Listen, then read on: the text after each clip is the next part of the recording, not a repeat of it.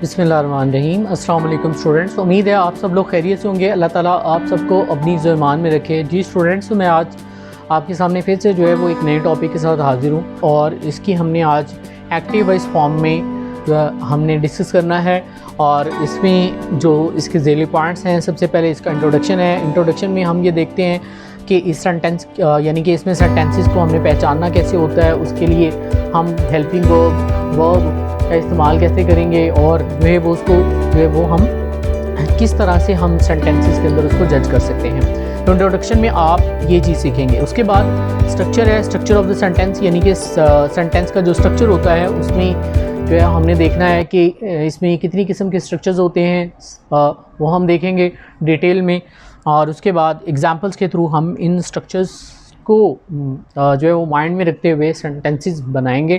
ठीक है, हम सीखेंगे कि हमने सेंटेंसेस को कैसे चेंज करना होता है। जी स्टूडेंट्स, तो सबसे पहले हम इसके इंट्रोडक्शन की तरफ आते हैं। इंट्रोडक्शन में जो हमने सबसे पहले इसकी पहचान को देखना है। ठीक है, इस टेंस की पहचान को देखेंगे। तो टेंस की जो पहचान है उसको हम पहले देख लेते हैं कि पास्ट परफेक्ट टेंस का इस्तेमाल जो है वो कब और कहाँ किया जाता है। पास्ट परफेक्ट का इस्तेमाल जो है हमने तब करना होता है जब मादी में किसी भी काम का मुकम्मल होना पाया जाए। ठीक है, यानी कि कोई भी काम मुकम्मल हुआ और वो मादी का हिस्सा बन गया। ठीक है, तो उसके लिए हम जो है पास्ट परफेक्ट टेंस का इस्तेमाल करेंगे। तो पास्ट परफेक्ट टेंस में हमने सेंटेंसेस को जज करने के लिए सबसे पहले उसकी पहचान को देनशीन करना होता है। तो इसकी पहचान की तरफ हम आते हैं पहले, उसके बाद हम इसमें जो बाकी डिटेल है वो देखेंगे। पहचान इसकी है चुका था, चुकी थी,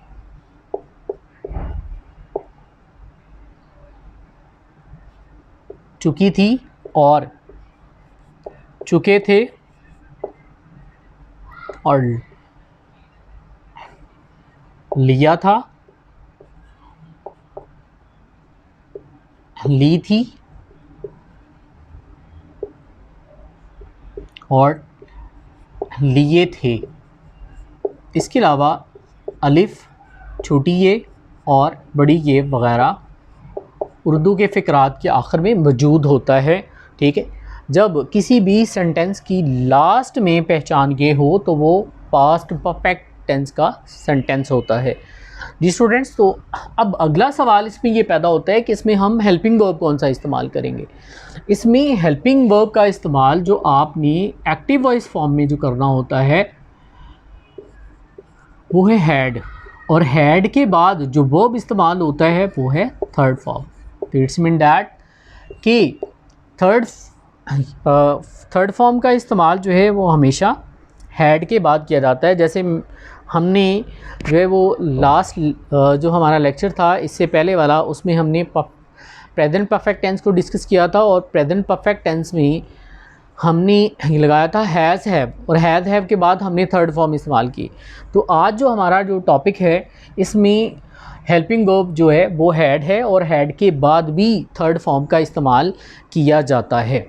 जी स्टूडेंट्स, तो उसके बाद हम इसके स्ट्रक्चर की तरफ आते हैं। तो स्ट्रक्चर को डिस्कस करने से पहले मैं आपको ये बता दूं कि अभी हमने जस्ट इसका इंट्रोडक्शन पढ़ा है।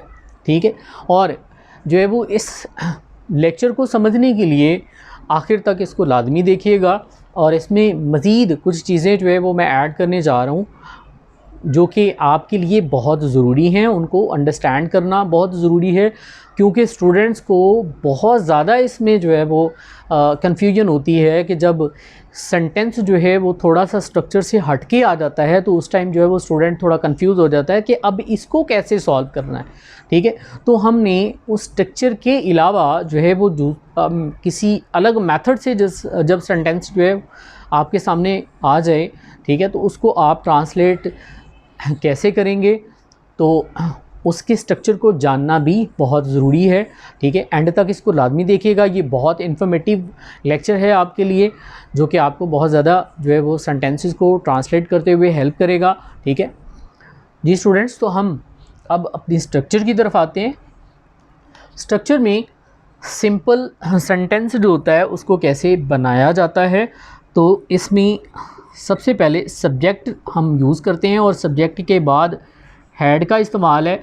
हैड के बाद आपने यहाँ पर थर्ड फॉर्म लगानी होती है और थर्ड फॉर्म के बाद आप ऑब्जेक्ट लगाते हैं और ऑब्जेक्ट के बाद एंड पे फुल स्टॉप लगाया जाता है। फुल स्टॉप का लगाना बहुत ज़रूरी होता है क्योंकि फुल स्टॉप के बगैर आपका सेंटेंस जो है वो इनकम्प्लीट होता है, कंप्लीट सेंटेंस नहीं होता।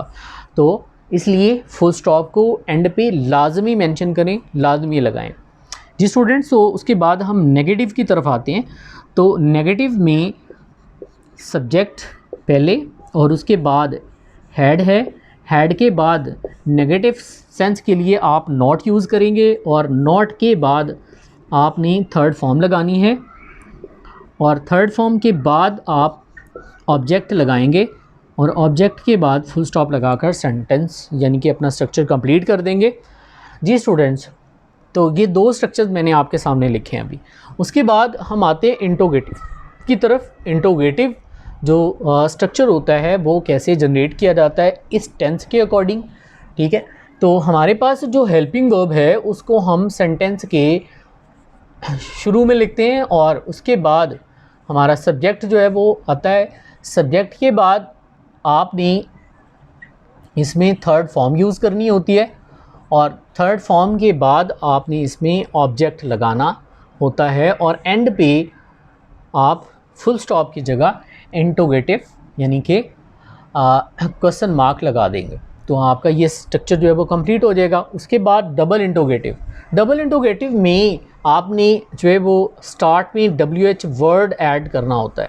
WH वर्ड के बाद आप इसमें जो हेल्पिंग वर्ब हैड का इस्तेमाल किया जा रहा है वो आप लगाएंगे और उसके बाद आपने यहाँ पर हैड के बाद जो है वो सब्जेक्ट यूज़ करना है और सब्जेक्ट के बाद थर्ड फॉर्म लगाई जाएगी और थर्ड फॉर्म के बाद आपने ऑब्जेक्ट लगाना है।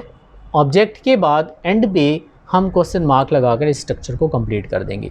तो जी स्टूडेंट्स, तो मैंने सबसे पहले इंट्रोडक्शन आपको इसका समझाया और उसके बाद इसका जो है वो सेंटेंस का जो स्ट्रक्चर होता है जिसमें कॉमनली 4 स्ट्रक्चर्स जो है वो यूज़ होते हैं, ठीक है। इनके बारे में हमने जाना, इनके बारे में हमने सीखा और उसके बाद हम इसकी एग्ज़ाम्पल्स की तरफ आते हैं और एग्ज़ाम्पल से हम इस सेंटेंसेस को कैसे चेंज करेंगे, यानी कि उर्दू से इंग्लिश में कैसे इसको ट्रांसलेट करेंगे, ये मेथड हम सीख रहे हैं आज।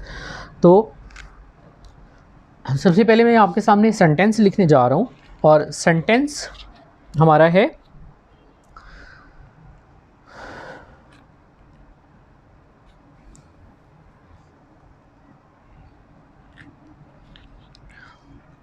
नंबर 1।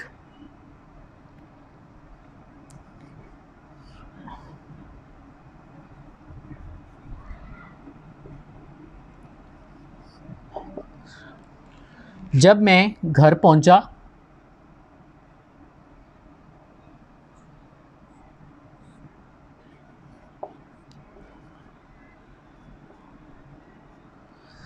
घर पहुंचा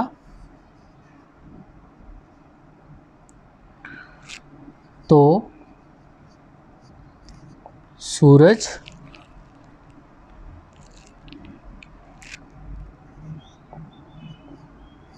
गरूब हो चुका था,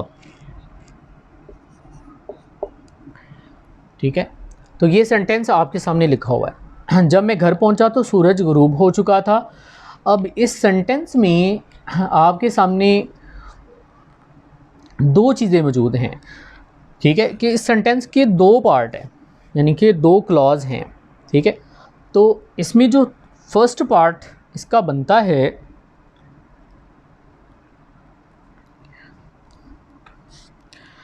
कि जब मैं घर पहुंचा, ठीक है, इसको हम नाम दे देते हैं पार्ट 1। तो सूरज गरूब हो चुका था, इसको हम पार्ट 2 का नाम दे देते हैं, ठीक है।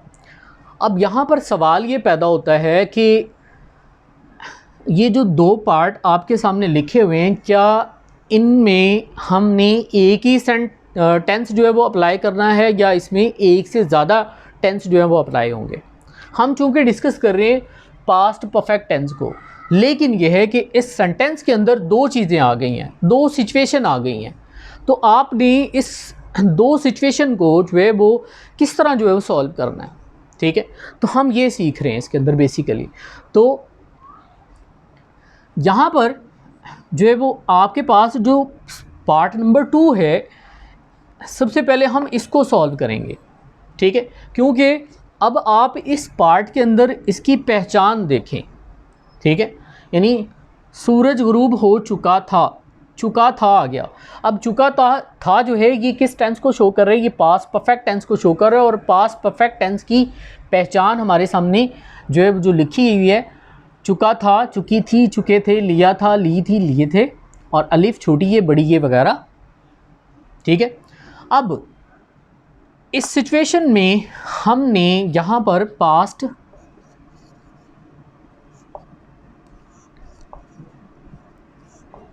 परफेक्ट टेंस इस्तेमाल करना है। ठीक है, और जो आपका पार्ट 1 है इसमें हम कौन सा टेंस अप्लाई करेंगे। अब यहाँ पर दोनों सिचुएशन में जो है वो एक टेंस अप्लाई नहीं होगा। ठीक है, जो आपकी फर्स्ट सिचुएशन है यानी कि आपका जो पार्ट 1 है, इसमें हम पास्ट इंडेफिनेट टेंस इस्तेमाल करेंगे। ठीक है, यानी कि इसको हमने, यानी कि जो आपकी सेकंड सिचुएशन है इसको हमने पास्ट परफेक्ट टेंस के अकॉर्डिंग जो है वो सॉल्व करना है, और आपकी जो जो आपकी फर्स्ट सिचुएशन है उसको हमने पास्ट इंडेफिनेट के अकॉर्डिंग जो है वो सॉल्व करना है। अब यहाँ पर जो है वो हम इसको थोड़ा सा जो है ना वो देख लेते हैं ब्रॉड सेंस में, यानी कि इसको हम थोड़ा सा ओपन करके देख लेते हैं ताकि जो है ना वो स्टूडेंट्स को कोई कन्फ्यूजन ना रहे। तो इसमें आपने हेल्पिंग वर्ब जो है वो इस्तेमाल करना है, वो है हैड, और हैड के बाद आपने इसमें थर्ड फॉर्म लगानी है। ठीक है, और ये वाला जो पार्ट है यानी कि जिसमें फर्स्ट पार्ट जो है जिसमें आपने पास्ट इंडेफिनेट टेंस यूज़ करना है, इसमें आपने सेकंड फॉर्म लगानी है। ठीक है, इसमें थर्ड फॉर्म लगेगी और इसमें सेकंड फॉर्म लगेगी। अब अगला सवाल हमारे सामने ये आता है कि हम पहले फर्स्ट पार्ट को जो है वो लिखेंगे ट्रांसलेट करते हुए या सेकंड पार्ट को लिखेंगे। ठीक है, तो हमने पहले सेकंड पार्ट को जो है ना वो सॉल्व करना है, यानी कि सेकंड पार्ट को हमने ट्रांसलेट करना है और उसके बाद फर्स्ट पार्ट को हमने ट्रांसलेट करना है। ठीक है, तो हम अब इसको ट्रांसलेट करते हैं।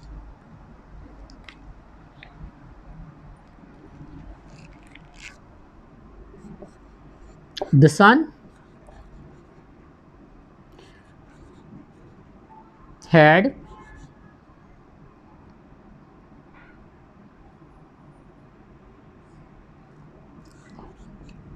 set।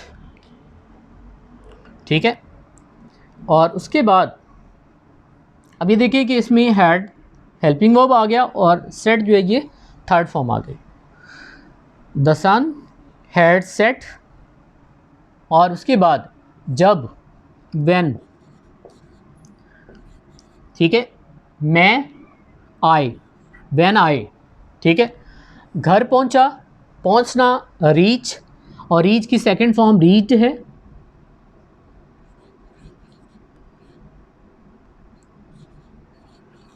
When I reach home. ठीक है जी स्टूडेंट्स, तो ये आपके सामने जो है वो सिंपल मैंने इस सिचुएशन के अकॉर्डिंग जो है वो सेंटेंस आपके सामने जो है वो लिख दिया है, ताकि अगर इस सिचुएशन में आपके सामने कोई भी सेंटेंस आए तो आपने उसको इस मेथड के थ्रू जो है वो सॉल्व करना है। इस मेथड के थ्रू आपने जो है ना उसको ट्रांसलेट करना है। उसके बाद हमने ये चारों स्ट्रक्चर जो लिखे हैं, इसमें मैंने आपको सिंपल स्ट्रक्चर लिखवाया था। इसमें एक सिचुएशन थी, यहाँ पर जो है इसमें दो सिचुएशंस आ रही हैं। अब दो सिचुएशन जब किसी भी सेंटेंस में मौजूद हों इस टेंस के अकॉर्डिंग, तो आप उसको इस मेथड के थ्रू जो है वो सॉल्व करेंगे। इस मेथड के थ्रू आपने उसको ट्रांसलेट करना है। जी स्टूडेंट, तो अब हम आते हैं सिंपल स्ट्रक्चर के मेथड की तरफ। और इसके लिए मैं आपके सामने यहाँ पर एक सेंटेंस और लिखने लगा हूँ, जिसको हम जो है वो सिंपल सिचुएशन यानी कि एक सिचुएशन जिसमें मौजूद होगी उसके थ्रू जो है वो हम सॉल्व करेंगे। सेंटेंस नंबर 2 है, तुम तब तक गुस्ल कर चुके थे। ठीक है, तो इसको हम ट्रांसलेट करते हैं। अब इसमें चुके थे आ रहा है। अब चुके थे के लिए पास परफेक्ट टेंस यानी कि हेल्पिंग वर्ब ये है, और इसके लिए आपने हैड इस्तेमाल करना है। ठीक है, और यहाँ पर तुम ये आपका सब्जेक्ट है, और उसके बाद तब तक ये एंड पे जो है ना वो इसको हम इंग्लिश करेंगे गुस्ल करना, ये आपका जो है वो वर्ब हो जाएगा। ठीक है, करना वर्ब और गुस्ल ये ऑब्जेक्ट हो जाएगा। अच्छा, तो अब हम इस सेंटेंस की ट्रांसलेशन करते हैं, यानी कि इसको हम चेंज करते हैं। यू यानी कि तुम, इसके लिए यू इस्तेमाल करते हैं कि यू चुके थे। इसके लिए क्या इस्तेमाल होगा, इसके लिए आप हैड का इस्तेमाल करेंगे। ठीक है, यू हैड, और गुस्ल करना टेक का बात होता है, तो टेक फर्स्ट फॉर्म है और हमने यहाँ पर हैड के बाद थर्ड फॉर्म लगानी है, तो टेक की जो थर्ड फॉर्म होगी टेकन होगी। ठीक है, यू हैड टेकन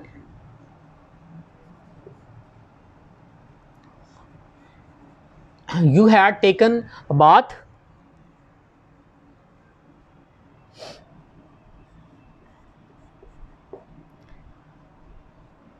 और उसके बाद तब तक इसकी इंग्लिश करेंगे। ठीक है, तो इसकी इंग्लिश जो है वो आपने टिल देन, इसकी इंग्लिश आपने बनानी है। तो तुम तब तक गुस्ल कर चुके थे, तुम तब तक गुस्ल कर चुके थे, you had taken bath till then. ठीक है, तो ये जो है वो इसमें एक सिचुएशन है, और एक सिचुएशन के अकॉर्डिंग मैंने आपका सेंटेंस जो है ये चेंज किया है, यानी कि इसको ट्रांसलेट किया है। और ये भी स्ट्रक्चर जो आपको मैंने सिंपल लिखवाया था कि ये भी जो है वो एक सिचुएशन के अकॉर्डिंग था। और यहाँ पर जो मैंने आपको स्ट्रक्चर्स को कंप्लीट करवाने के बाद जो मैंने आपको एग्जांपल समझाई है पहली वाली, उसमें 2 सिचुएशन थी, तो 2 सिचुएशन के अकॉर्डिंग जो है मैंने आपको उसका जो है ना वो कंप्लीट जो है वो सिनेरियो समझाने के बाद इसके सेंटेंस को इंग्लिश में ट्रांसलेट किया है। जी स्टूडेंट्स, तो उसके बाद हम देखते हैं कि हमारा जो अगला जो सेंटेंस है, जी स्टूडेंट्स, तो हमारा जो अगला सेंटेंस है इसको हम यहाँ देखते हैं, जो कि मैं सेंटेंस आपके सामने यहाँ पर लिख देता हूँ और उसके बाद हम इसको ट्रांसलेट करेंगे कि जब मैं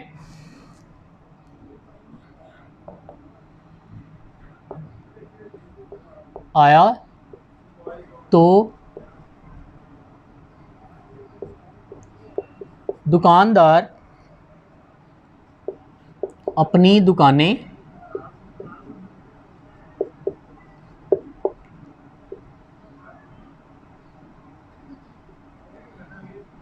नहीं बंद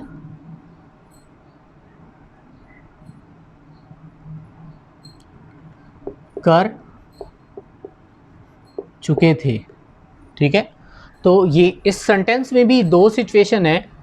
तो पहली सिचुएशन यहाँ पर ये सेंटेंस में है कि जब मैं आया, ये एक सिचुएशन होगी, और तो दुकानदार अपनी दुकानें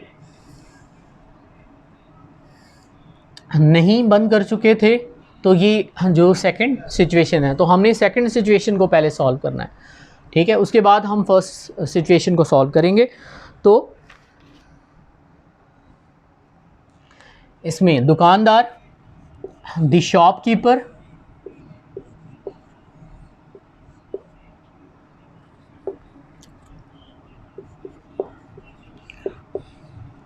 द शॉपकीपर्स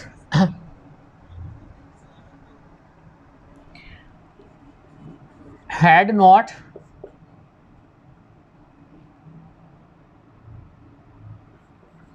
closed their, अपनी दुकानें, देर आ जाएगा, देयर शॉप्स, और उसके बाद जब मैं आया, यानी कि पहली सिचुएशन को साथ में ऐड कर देंगे, व्हेन आई केम। ठीक है, तो ये आपकी ये थर्ड सेंटेंस भी आपका सॉल्व हो गया, जिसमें दो सिचुएशन मौजूद थी।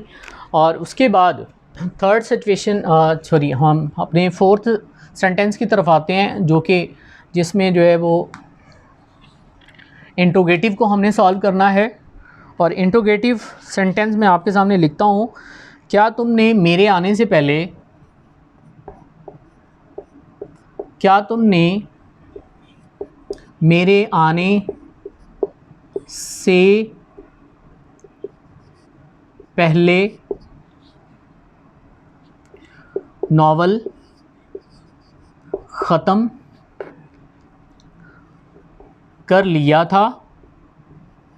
अब इसमें लिया था आ गया, ये भी मुकम्मल होना की सेंस है, यानी कि जो है वो पहचान है। और उसके बाद हम इसको ट्रांसलेट करते हैं, क्या तुमने मेरे आने से पहले नॉवल ख़त्म कर लिया था। अब यहाँ पर दो सिचुएशन है, मेरे आने से पहले और तुमने नॉवल ख़त्म कर लिया था। ठीक है, क्या तुमने नॉवल ख़त्म कर लिया था। ठीक है, ये एक सिचुएशन होगी। ठीक है, मेरे आने से पहले ये अलग सिचुएशन बन रही है। तो हम पहले जो है वो जिसको हमने पहले पॉइंट आउट किया है उसको हम सॉल्व करेंगे, क्या यानी कि वो ये बन रही है, क्या तुमने नॉवल ख़त्म कर लिया था।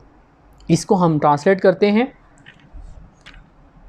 तो ये इंट्रोगेटिव है, तो हम हेल्पिंग वर्ब जो है वो शुरू में लगाएंगे, यानी कि हैड। ठीक है, हैड तुमने, यू, हैड यू ख़त्म करना, finished, had you finished the novel.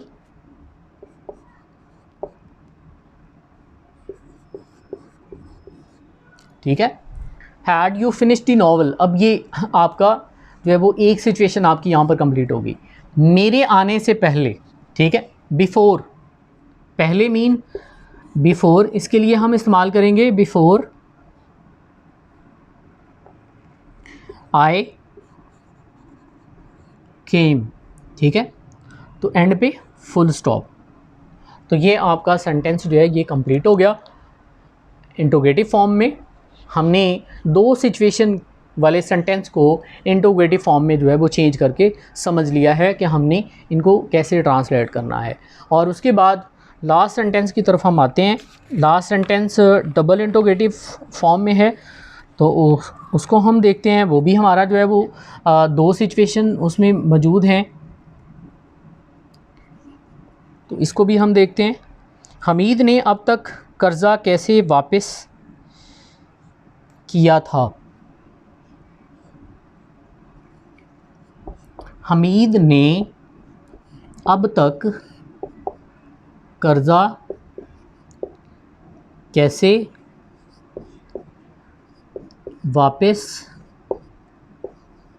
किया था। ठीक है, तो ये सेंटेंस आपके सामने जो है वो डबल इंट्रोगेटिव फॉर्म में है, तो हमने इसको डबल इंट्रोगेटिव फॉर्म में चेंज करना है। सबसे पहले हम इसमें जो इंट्रोगेटिव यानी कि डबल इंट्रोगेटिव को जो चीज़ शो कर रही है सेंटेंस में, उसकी पहचान करेंगे। तो कैसे, अब कैसे जो है इसको हम अगर इंग्लिश में ट्रांसलेट करें तो इसकी इंग्लिश हाउ बनती है, और हाउ जो है ये WH फैमिली में से है, WH वर्ड्स में से है। तो इसको हम जो है वो WH वर्ड को यानी कि हमने स्टार्ट में लिखना है, जो हमने इधर जो है वो उसका मेथड पढ़ा था। ठीक है, कि WH वर्ड हमारा स्टार्ट में होगा हाउ, और उसके बाद हेल्पिंग वर्ब, वो है इसमें हैड, हाउ हैड, ठीक है। उसके बाद हमीद ने, यानी कि ये हमारा सब्जेक्ट है, ये आ जाएगा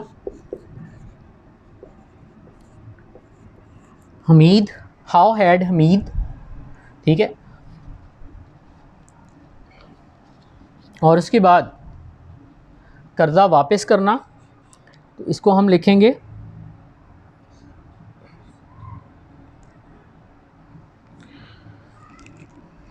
हमीद रिटर्न,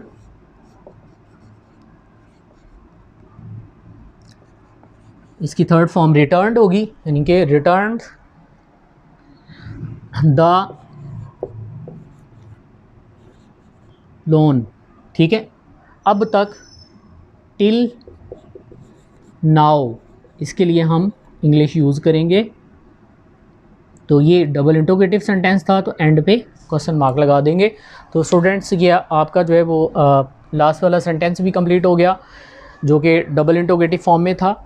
तो मैंने इस सेंटेंस में, यानी कि इस टेंस में आपको मुकम्मल तौर पर जो है जो इसकी डिटेल बनती थी, या इसको जो है वो इस टेंस के अंदर जो चीज़ें सीखना आपके लिए बहुत ज़रूरी था, ठीक है, तो वो मैंने आपके सामने जो है वो यहाँ पर जो है वो आपको समझाई हैं, ठीक है। उम्मीद है आपको इसमें जो है वो मुकम्मल तौर पर जो है वो समझ आ गई होगी इंशाल्लाह, ठीक है। और अगर किसी को कोई इसमें जो है वो कन्फ्यूजन नज़र आए, तो आप जो है, या आपको जो है वो अंडरस्टैंडिंग में थोड़ा प्रॉब्लम हो, तो इस लेक्चर को आप जो है वो दोबारा रिपीटिंग फॉर्म में जो है ना वो सुने और इसको नोट करें, ठीक है। तो इंशाल्लाह जो है वो आपको मुकम्मल तौर पर इसमें समझ आ जाएगी। तो इसके साथ ही जो है वो मुख्तलिफ़ सेंटेंसेस जो आपके सामने जो है वो आपकी बुक में मौजूद हों या आपके पास मौजूद हों, उनको आप जो है वो खुद से ट्रांसलेट करें, ठीक है। और इन जो है वो स्ट्रक्चर्स को ज़हन में रखते हुए, इस पहचान को ज़हन में रखते हुए और स्ट्रक्चर्स को ज़हन में रखते हुए, तो इंशाल्लाह जो है वो आपको कम्प्लीटली जो है वो समझ आ जाएगी। और प्रैक्टिस, चूँकि मैं हर बार कहता होता हूँ कि प्रैक्टिस बहुत ज़रूरी है। आप जितना जो है वो इसमें प्रैक्टिस करेंगे इन सेंटेंसेस को, जो है वो उतना आपको जो है वो टेंसेस के ऊपर ग्रिप होगी, उतनी आपको जो है ना वो इसमें अंडरस्टैंडिंग ज़्यादा होगी। तो आहिस्ता आहिस्ता जो है वो मुख्तलिफ यानी कि डिफ़िकल्ट से डिफ़िकल्ट सेंटेंसेस भी जो है वो आप उनको ट्रांसलेट करना सीख जाएंगे। और जब इंसान जो है वो मुख्तलिफ यानी कि मुश्किल चीज़ को जो है वो हल करना जो है वो सीख जाता है, तो उसके लिए जो है वो बाकी चीज़ें भी जो है वो आसान होती चली जाती हैं। तो अब यहाँ पर हम चूँकि इंग्लिश को डिस्कस कर रहे हैं, इंग्लिश के स्ट्रक्चर्स को डिस्कस कर रहे हैं, ग्रामर को डिस्कस कर रहे हैं, तो ग्रामर में जो है वो स्टूडेंट्स कहते हैं कि हमें जो है वो बोलने में प्रॉब्लम आता है। तो बोलने में प्रॉब्लम आपको तभी आएगा जब आपके सामने जो है ना वो इन रूल्स को जो है वो आपके ये आपके ज़हनशीन नहीं होंगे, आप इनको जो है वो मुकम्मल तौर पर अपने माइंड में जो है वो सेव नहीं कर चुके होंगे, तब तक जो है ना वो आपके लिए बोलने में प्रॉब्लम आ सकती है, ठीक है। और और एक चीज़ कि जब ये स्ट्रक्चर्स आपके ज़हन में होंगे, तो उसके लिए आप जितने सेंटेंसेस को ज़्यादा प्रैक्टिस में लेके आएंगे, उनकी वकैब जो है वो आपके माइंड में रहेगी। और जब वकैब आपके जहन में होगी, तो आप जो है वो कोई भी सेंटेंस आपके जहन में आता है, तो आप उसको जो है वो बोलते हुए जो है वो विद इन सेकेंड्स आप उसको ट्रांसलेट करके किसी के सामने भी जो है ना वो आप बोलने के काबिल हो जाएंगे। तो इंशाल्लाह जो है वो आप अपना बहुत ज़्यादा ख्याल भी रखेंगे, और जो है वो इन टेंसेस को या इन फ़िक्रात को अपनी जो है वो प्रैक्टिस में भी लेके आएंगे। तो इसके साथ ही मैं आप लोगों से इजाज़त चाहूँगा। अल्लाह हाफ़िज़, अपना बहुत सारा ख्याल रखिएगा। पाकिस्तान जिंदाबाद।